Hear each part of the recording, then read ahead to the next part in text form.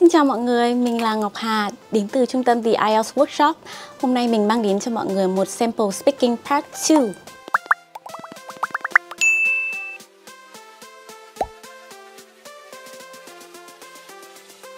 Well, I'd like to tell you about the time when I went into a luxury store to shop and was truly shocked at the price.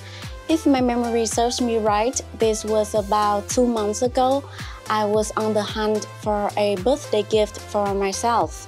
For your context, I had been using my old bag for quite a while, so it was pretty worn out at that time.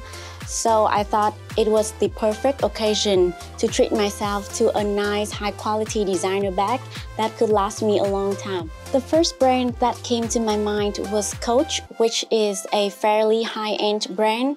I mean, everyone seems to be raving about its leather tote bags, which are known to be versatile and timeless, just what I needed.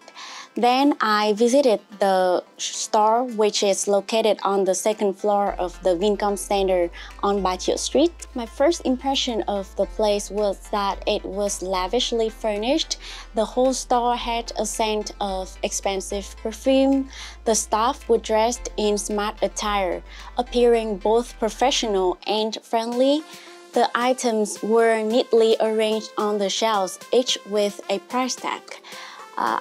I had some idea that it was a luxury brand, but I wasn't prepared for the prices to be so exorbitant.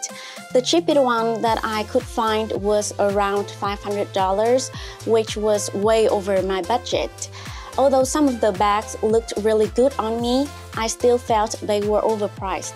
In the end, I walked out of the store without buying anything and opted for a bag from a local Vietnamese brand instead. Of course, it wasn't as visually stunning as the ones from Coach, but it serves its purpose, you know? I realized it's not worth breaking the bank for something you can buy at a much more reasonable price. Ultimately, I'm proud of myself for making a financially responsible decision.